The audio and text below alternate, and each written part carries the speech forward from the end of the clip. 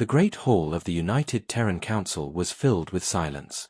The kind of silence that comes before something historic, the kind that makes people hold their breath without realizing it. Outside, on the balcony, the stars looked peaceful, but inside the room the tension was heavy.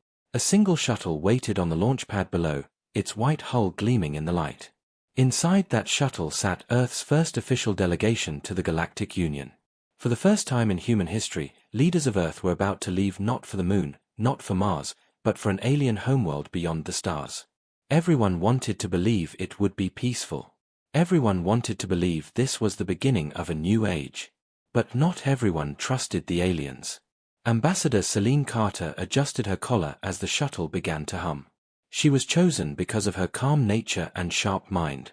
People said she could read a room before anyone else, that she noticed danger before anyone spoke it out loud. She smiled at her team, but the smile did not reach her eyes. "History is watching," said Dr. Malik, a scientist seated across from her.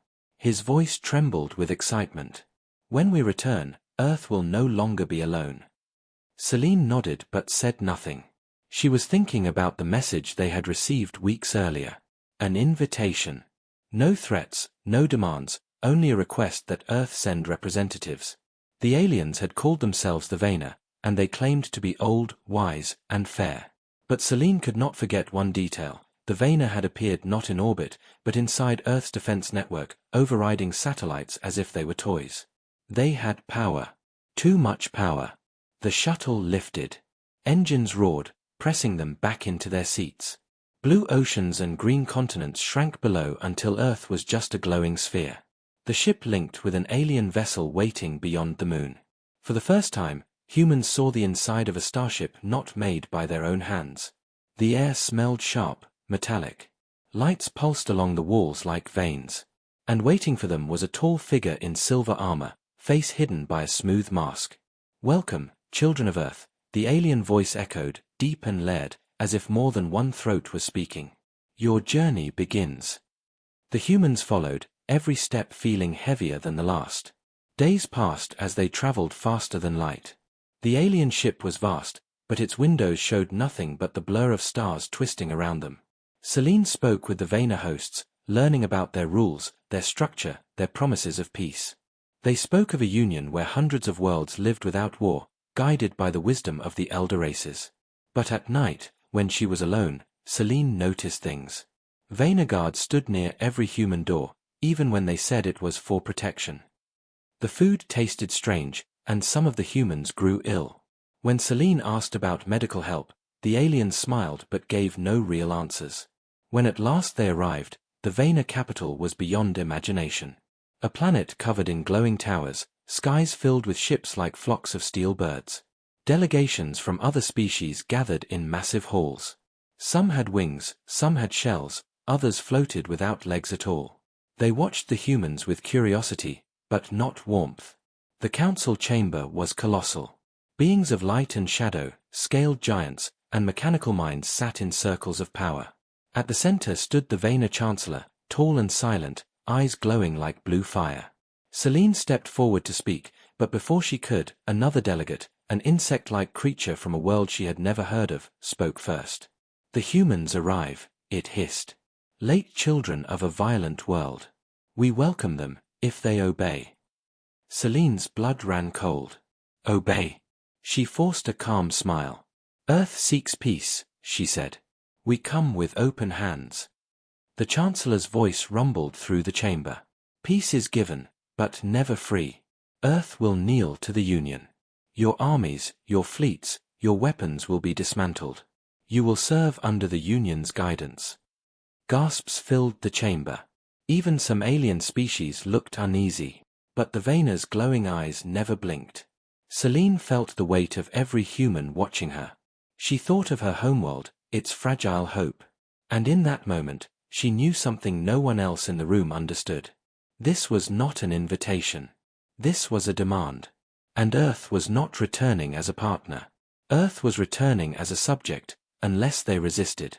Her silence stretched on, every second filled with tension. Dr. Malik gripped her arm, whispering, "Say yes, please. For survival." But Celine's mind was already racing. She looked around at the hall of alien power, at the fleets beyond the sky, at the trap that had closed around them. If Earth bent the knee, humanity would never rise again. She smiled finally, calm, almost gentle. "We hear your offer," she said softly. "And Earth will consider it." The Chancellor's eyes narrowed. The chamber buzzed. But in Celine's heart, a fire had started. Because she knew something the Vayner could not imagine. Humans never returned home the same way they left. The delegation stayed longer than anyone expected.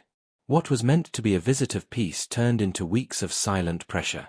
Every meeting ended with the same demand: Earth must surrender its independence to the Union. Celine Carter never showed her fear, but inside her chest it grew heavier every day. The Vayner watched her with eyes that glowed like burning ice. They offered no kindness, only control dressed as peace. She walked through the alien city, escorted by tall guards in silver armor. The streets shimmered with glass towers and strange machines, but there was something hollow beneath the beauty. Other species walked there too, scaled, winged, or carrying heavy shells, but many kept their heads down, moving quickly, as if afraid to linger. Celine noticed one alien, small and cloaked, slip something into her hand as she passed. She did not react, only kept walking until the guards were far enough behind. Then she opened her palm. A shard of black crystal lay there, glowing faintly. When she touched it, a voice whispered in her mind. Not a voice of the Vayner. Something different. Something desperate. "Do not trust them," the voice said. "They break every world. Resist while you can." Her heart pounded. She almost dropped the shard, but she closed her fist and kept it hidden. Later that night, in the chamber given to the humans, she showed the shard to Dr. Malik. He stared, pale. "This is forbidden tech," he whispered. "Telepathic relay crystal. It means someone risks death to warn us." Celine pressed it close. "Then we are not alone in our doubts," she said. The next morning, the humans were brought before the Union Council again. The hall was even colder than before. The Chancellor rose, his voice booming. "Your world is young. We see your wars, your weapons, your chaos. You will not repeat this among the stars. Submit your fleets to the Union, and Earth will be safe." Safe. The word cut like a blade. Celine thought of Earth's oceans, Earth's cities, Earth's children. Safety meant slavery. But before she could speak, a screen behind the Chancellor lit up. It showed Earth, her home, her people. Dozens of Union warships orbited above the planet. Celine's blood froze. The Vayner had not waited for an answer. They were already in Earth skies. "Your leaders resist," the Chancellor said, voice calm as stone. "But resistance is useless. They will bow, or burn." Dr. Malik gasped, but Celine clenched her teeth. Rage lit inside her. The Vayner thought fear would break humans. They were wrong. That night, she activated the crystal again. "You warned me," she whispered. "Now tell me more." The whispering voice returned. "We are the Kyreth. Once free, now broken. We fought the Vayner and lost. But we remember. And we see hope in you, human." "Hope?" Celine whispered bitterly. "We have no weapons here. They already hold Earth." The Kyreth voice grew sharper. "Do not think like them. Humans adapt. You create from nothing. They underestimate you. That is your weapon." Celine sat in silence. The shard pulsed in her hand, as if alive. And for the first time since leaving Earth, she allowed herself a small, dangerous thought. Maybe humans could fight back. The chance came sooner than expected. On the third week, the Vayner allowed the humans a tour of their fleet dock. Towering ships floated above the city, silent giants of steel. The humans were guided through the massive hangar, where thousands of alien workers moved like ants. Celine walked slowly, eyes scanning every detail. She noticed patterns, the fuel lines, the control panels, the security blind spots. She did not speak, but her mind recorded everything. A guard barked at her when she lingered too long, but she only smiled politely and moved on. Later, back in her chamber, she spread a map of the hangar on the floor, sketched from memory. Dr. Malik stared at her. "You're planning something," he said. "I'm preparing," Celine replied. Because when we return to Earth, we will not return empty-handed. We will return ready. Malik shook his head. Celine, this is madness. They will destroy us. Maybe, she whispered. But maybe not. The crystal pulsed again in her palm, and the Kyreth voice whispered, your fire spreads. Celine looked at the glowing shard, then at the stars beyond her window. The Vaena thought Earth was weak. But they had forgotten one truth about humans. Humans never surrendered without a fight. The days grew longer inside the alien city. The humans were treated as guests, but Celine knew they were prisoners in all but name. Guards followed them everywhere, watching every move. Food was given at fixed times. Communication with Earth was tightly controlled. Still, Celine's mind never stopped working. She replayed every detail of the alien hangar in her memory.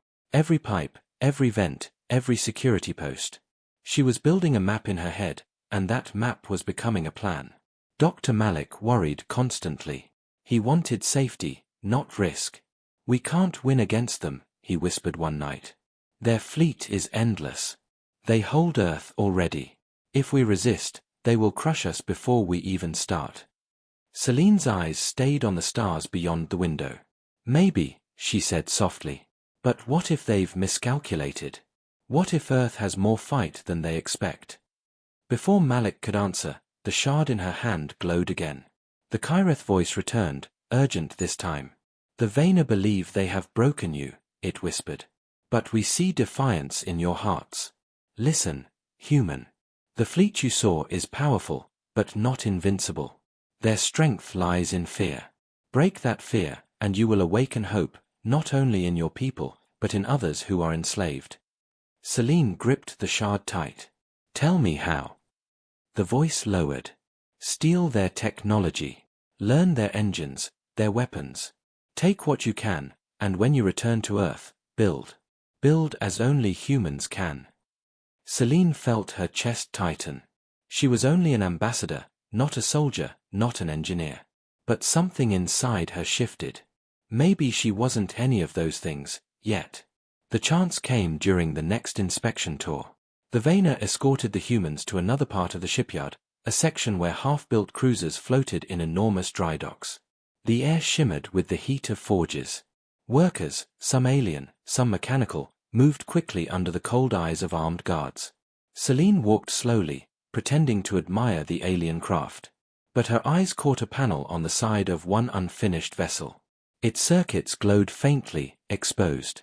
An access port, unguarded. She felt her heart hammer. This was the moment.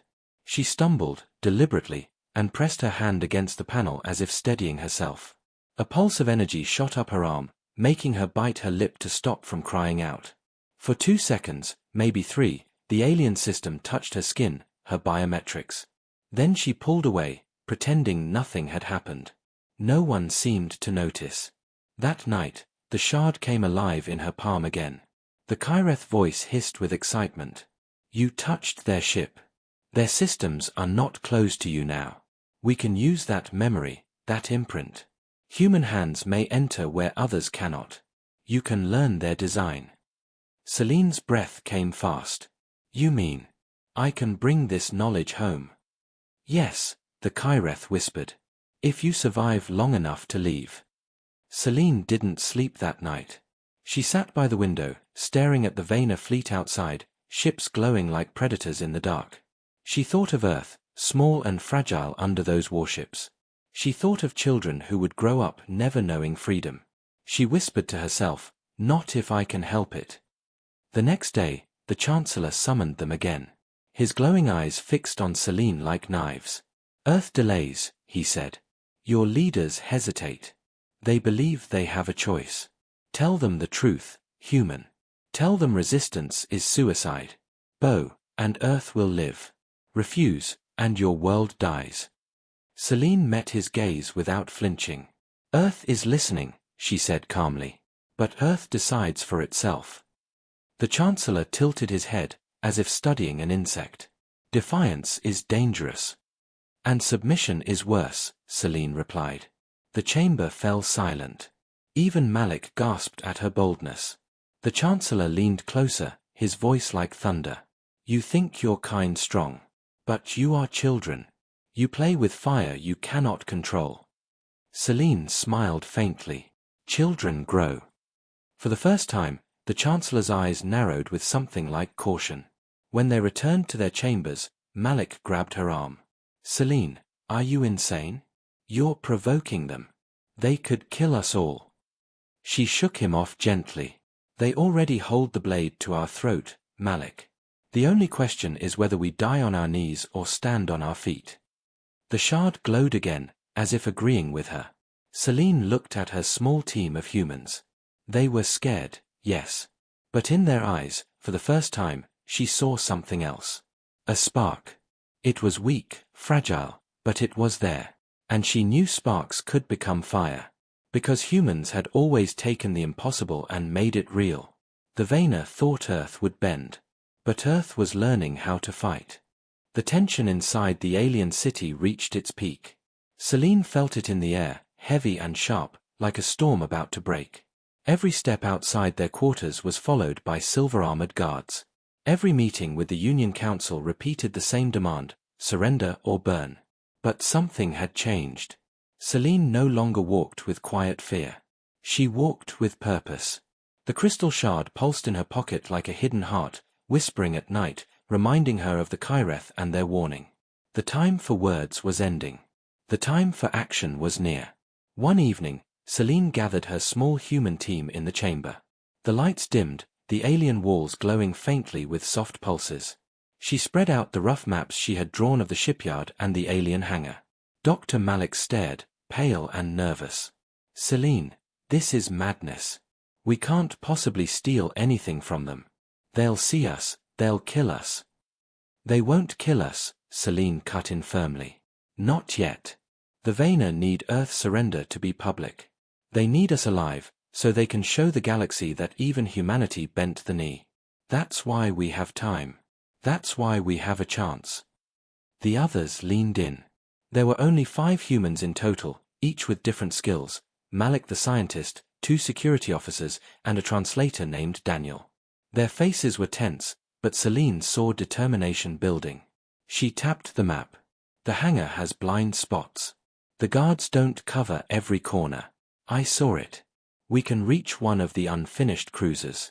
If we can access the ship systems, even for a short time, we can steal their schematics. Malik's eyes widened. Schematics? You mean, bring alien warship designs back to Earth? Celine nodded. If we return home with nothing, Earth will fall. But if we return with knowledge, if we bring back the seeds of their own power, then Earth will rise. The room fell into silence. Then Daniel spoke softly. If we're caught, we die. Celine's eyes hardened. If we do nothing, we die slower. Choose. The choice was made. That night, under the cover of an arranged tour, the humans acted. Celine led the way through the vast hangar, her eyes scanning every corner, every guard. The sound of machinery thundered above, masking their movements. When the moment came, she gave a small signal. The 2 security officers caused a distraction, arguing loudly with a guard over a fake misunderstanding. While the guard's attention was broken, Celine and Malik slipped into the shadow of an unfinished cruiser. Her heart pounded as they reached the access panel she had touched days before. The glowing circuits hummed faintly, waiting. Malik's hands trembled as he set up a small device he had built from scraps of alien tech, something he had sworn was impossible, but Celine had pushed him to try. The device glowed, linking with the cruiser's core. Data poured in, streams of alien code, designs, engine layouts, weapon schematics. Malik's eyes went wide. It's working, it's actually working. Celine kept watch, every nerve on fire. The guards were close, their silver armor shining under the lights. Any second, one of them could look this way. Minutes felt like hours. Finally, Malik pulled the device free, his face pale with shock. We have it. Celine, we have everything. Engines, weapons, shields, everything. Her chest tightened with hope. For the first time, humanity held the knowledge of alien war machines. But the hope almost died that very moment. A shadow fell over them.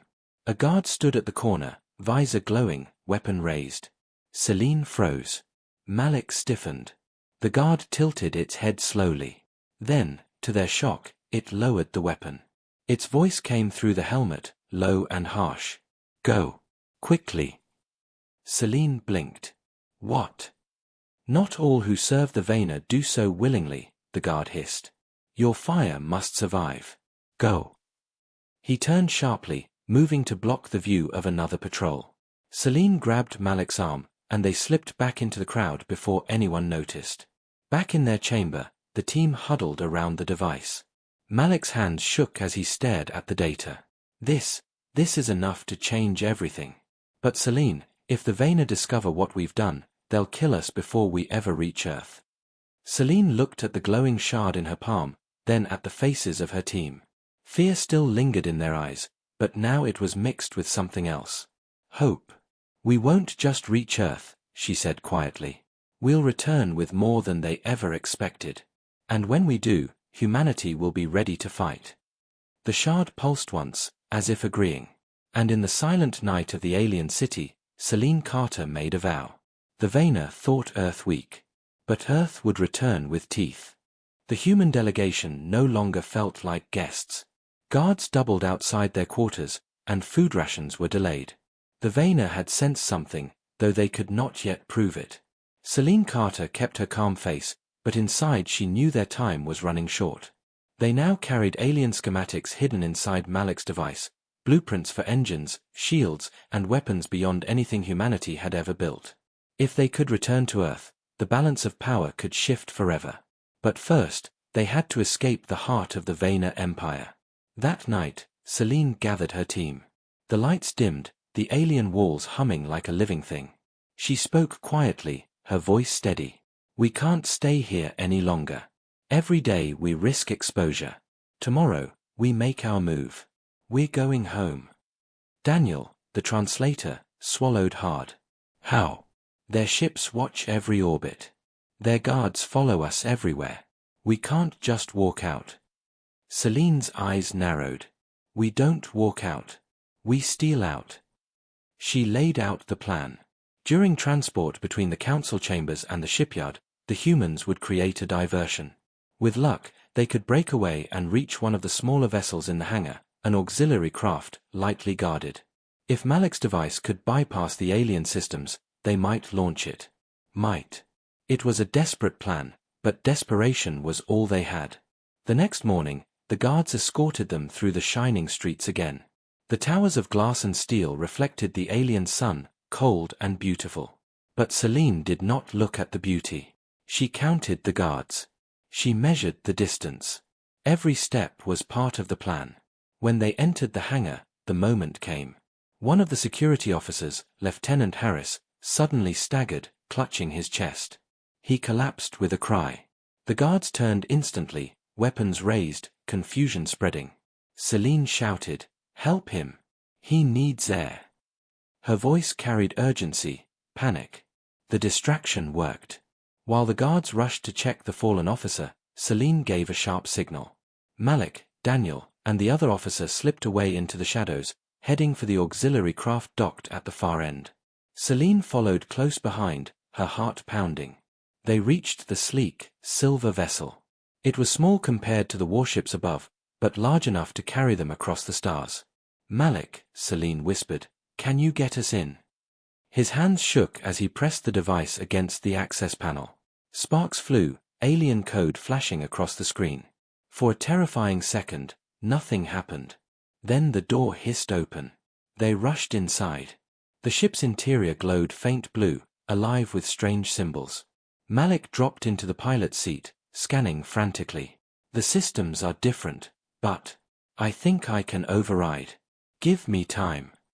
Time was the one thing they did not have. Alarms blared across the hangar. Guards shouted, boots pounding against the metal floor. Celine spun, weapon in hand, though it was only a small concealed pistol smuggled from Earth, pathetic against alien armor. Still, she raised it. Daniel sealed the hatch behind them, locking out the first wave of guards. Sparks flew as energy weapons hammered against the door. "Malik!" Celine shouted. "Now!" "I'm trying," he yelled, sweat pouring down his face. The alien console flickered, symbols rearranging.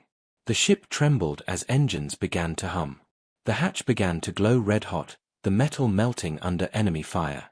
The guards would break through any second. Then, with a sudden roar, the engines came alive. The ship shuddered, systems unlocking one by one. "We have control," Malik cried. Celine grabbed the comms. "Hold tight." The small vessel lifted from the hangar floor, blasting forward as the hatch behind them collapsed under enemy fire. Guards spilled into the hangar, weapons blazing, but the humans were already gone. The ship tore through the hangar doors into open sky. Alien cruisers rose immediately, engines flaring, moving to intercept. Celine's chest tightened. "We won't outrun them." The shard in her pocket pulsed, and the Kyreth voice whispered, "Use their arrogance. The path is never closed to those who refuse to kneel." Celine's eyes darted across the controls. Then she saw it, a shimmering gap between two massive cruisers, a maintenance corridor in the fleet formation. A weakness, small but real. "Malik, take us through that gap," she ordered. He hesitated. "That's suicide." "Do it." The ship plunged forward, engines screaming. Beams of energy lit up the sky, streaking past. The vessel shook, hull rattling under near misses. Daniel cried out as a blast scorched their wing, but they kept going. For one terrible moment, it seemed the cruisers would close the gap. But the human stolen craft slipped through, vanishing into the void beyond. Silence fell. Then Malik laughed, half-crazed. We did it. We're free." Celine didn't laugh. She stared out at the endless stars, her hand tight around the shard. Free for now. But the Vayner would not forgive. They would hunt Earth. And when they came, humanity would need more than courage. They would need to be ready for war. The stolen vessel streaked through the void, engines howling as it tore across hyperspace lanes. Inside, the humans sat in silence, their faces pale from fear and exhaustion. The adrenaline of escape had burned away, leaving only the weight of what they had done. Celine Carter sat at the front, eyes locked on the endless swirl of stars outside. Every second could bring Vayner pursuit. She gripped the shard tightly, feeling its faint pulse against her palm. "We bought time," she said quietly. "Nothing more. When we reach Earth, we must use every moment." Malik rubbed his eyes, his voice hoarse. "We stole more than time, Celine. We stole fire.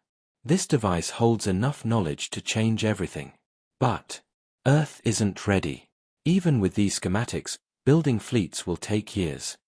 Celine nodded. "Then we build faster than they expect." Daniel looked back nervously at the dark space behind them. "And if they follow? What then? One fleet against their empire." Her jaw tightened. "Then we fight like humans fight. Not with numbers. With will." Days passed as the ship hurtled toward Sol. Sleep came in fragments, broken by alarms or the fear of alien pursuit. But no cruisers appeared. The humans began to believe, just barely, that they had outrun the hunters. Finally, Earth appeared in the viewport, a blue and green jewel in the dark. For a moment, silence filled the cabin. Even after all the stars they had seen, nothing compared to home. Celine's throat tightened. "Earth," she whispered. "We made it back." The stolen vessel descended through atmosphere, breaking clouds as oceans and continents stretched beneath them. Alarms flared across Earth's defense grid as the ship was identified, alien, hostile. But Celine's voice cut through the comms. "This is Ambassador Celine Carter. We return from the Union with urgent knowledge. Do not fire." There was a pause. Then Earth's Defense Command responded, voice trembling. "Ambassador, you're alive. We thought the delegation lost." The vessel landed in a hidden base beneath the Rockies. As the ramp lowered, soldiers and scientists rushed forward, eyes wide at the sight of their leaders alive inside an alien craft. Celine stepped onto the platform, her shoulders straight. She raised the device Malik carried. "This holds the designs of the Vayner fleet. Engines, shields, weapons, everything we need to stand against them." The room erupted in shocked voices. Generals whispered to each other, engineers stared in awe, and young soldiers stood taller, hope sparking in their eyes. But the hope was fragile. One general stepped forward, his voice sharp. "Ambassador, this is extraordinary. But we can't build fleets overnight. If the Vayner return tomorrow, we're finished." Selene met his gaze coldly. "Then we don't wait for tomorrow. We start now." The days that followed were chaos. Malik worked without sleep, decoding alien schematics, guiding Earth's engineers as they struggled to adapt technology far beyond their own. Factories shifted overnight, their machines roaring with new purpose. Hidden shipyards on the Moon and Mars began construction, welding human steel to alien designs. It wasn't easy. The Vayner technology was complex, alien logic bending human minds. Circuits resisted translation, weapons overloaded, engines tore themselves apart in testing. But humans adapted. They improvised. They learned faster than anyone expected. And every setback only hardened their will. In secret, Selene met with world leaders. She told them everything, the lies of the Union, the threat above their skies, the fleets already circling Earth. Fear spread through every room, but Selene never wavered. "Earth cannot bow," she told them. "If we kneel, we vanish into their empire forever. But if we fight, even if we bleed, we show them something no other species has dared to show. That humanity will never be broken." Her words spread beyond the council chambers. Soldiers whispered them in barracks, engineers repeated them in shipyards, families passed them in markets. A quiet fire began to burn across the world. Yet, in the shadows, Selene knew the truth: it would not be enough. Not yet. One night, as she stood alone in the mountain base, the shard pulsed again. The Kyreth voice whispered urgently, "They will come soon. You must be ready." Selene closed her eyes. "We are building as fast as we can. But time is short. Tell me, Kyreth, will Earth stand alone when the Vayner return?" The voice grew softer, like a secret carried on wind. "Perhaps not. Others watch. Others wait for the first to resist. If humans rise, others may rise with you. But only if you survive the first blow." Selene opened her eyes, staring at the dark horizon. She thought of the alien guard who had spared them, the species who had whispered warnings, the worlds that had already bent to the Union. If Earth stood tall, maybe it would not stand alone. But first, humanity had to survive the storm that was coming. She whispered into the night, "Then let them come. Earth is ready to fight." Above, in the silent void of space, shadows already moved. The Vayner had not forgotten. And their fleets were on the way. The warning came at dawn. Satellites across the solar system lit up with alerts. Dozens of alien ships appeared at the edge of the system, dropping from faster-than-light travel like predators slipping from the dark. The Vayner had come. On Earth, alarms screamed through bases and cities. Soldiers rushed to stations, engineers sealed hangar doors, and families huddled underground. For weeks they had prepared, but no one truly believed the day would come so soon. Selene Carter stood inside the command center, staring at the holographic display of the solar system. Red marks, enemy ships, were moving fast toward Earth. General Harlow turned to her, his face grim. "Ambassador, this is it. They're coming straight for us." Selene's jaw tightened. "Then we show them Earth is not theirs to take." In hidden shipyards across the Moon and Mars, humanity's first hybrid warships came alive. Steel hulls built by human hands, powered by engines stolen from the Vayner. They were smaller than the alien cruisers, weaker in raw firepower, but they were fast, agile, and filled with human stubbornness. The first fleet of Earth rose into the void. Dozens of ships, rough but fierce, their engines burning bright blue. As the Vayner armada closed in, silence filled the comms. Soldiers, pilots, and engineers all waited, breaths held, hearts pounding. Then Selene's voice broke through, broadcast across every channel. "Humans of Earth. Today we face an empire that believes fear is stronger than freedom. They think we will kneel. They think we will break. But we are humanity. We adapt. We rise. We fight. For Earth, for our children, for the stars. Stand, and let the galaxy see that humanity will never bow." Her words spread like fire. Across every ship, every station, every heart, courage replaced fear. The battle began. The Vayner cruisers moved in tight formation, cold and precise. Their first volley lit up the void, beams of white energy slicing toward Earth's fleet. 2 human ships exploded instantly, debris scattering like sparks. But the rest did not scatter. They dove, twisted, and struck back with weapons never meant to exist on Earth. Human missiles, guided by alien targeting systems. Railguns supercharged by Vayner power cores. Energy shields patched together with human ingenuity. The hybrid fleet fought like nothing the galaxy had seen before. A human frigate darted under the belly of a Vayner cruiser, unleashing a barrage of missiles into its engine core. The alien warship erupted in flame, pieces breaking apart as humans cheered across the comms. But the Vayner were strong, far stronger. Their cruisers blasted through human lines, tearing ships apart with merciless precision. For every alien vessel destroyed, 2 human ships were lost. Inside the command center, General Harlow clenched his fists. "We're bleeding too fast. They'll crush us." Celine stared at the display, her mind racing. The shard in her pocket pulsed again, the Kyreth voice whispering faintly. "Fear is their strength. Break their pattern. Break their order." Her eyes widened. She saw it, the formation of the Vayner fleet, perfect, rigid, controlled. Too controlled. "Order," she whispered. "That's their weakness." She grabbed the comms. "All ships, listen carefully. Break formation. Scatter, attack from every angle. Don't fight like them, fight like humans. Be unpredictable." The fleet obeyed. Instead of holding lines, human ships split into swarms, darting in all directions. They attacked from blind spots, striking fast and vanishing into cover. They fought like wolves, not soldiers. The Vayner formation faltered. Their weapons, designed for order and precision, could not keep up with chaos. One by one, their cruisers fell to the relentless swarm. The tide shifted. Cheers erupted across human comms as alien ships burned in the void. Humanity, small and fragile, was standing against giants, and winning. But victory had a price. Half of Earth's fleet was gone. Thousands were dead. And the Vayner were not finished. Their flagship loomed ahead, massive and bristling with weapons, its glowing eyes fixed on Earth itself. Celine felt her chest tighten.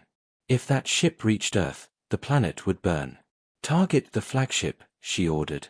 "All ships, converge. This ends now." The human fleet threw everything at the giant. Missiles streaked through space, railguns fired until barrels melted, shields flared and died. The flagship returned fire, tearing through human ships like paper. Then, at the heart of the chaos, one human destroyer broke formation. Lieutenant Harris, the man who had faked a collapse to help them escape, now led his ship straight toward the flagship. His voice came over comms, steady and calm. "For Earth," he said. His ship rammed the flagship's weapon core. The explosion lit the void like a new sun. The flagship shuddered, burning from within, and then split apart in a roar of fire. Silence followed. The Vayner survivors broke formation, retreating into the dark. Earth had held. In the command center, Celine's shoulders sagged with exhaustion. Tears stung her eyes as names of the dead filled the screens. Yet in her chest, a fire burned brighter than ever. They had survived the first storm. Celine whispered to herself, "We are not children anymore." And far beyond, in hidden corners of the galaxy, other species watched. Whispers spread, humanity had stood against the Vayner, and won. The spark had been lit. And the galaxy would never be the same again.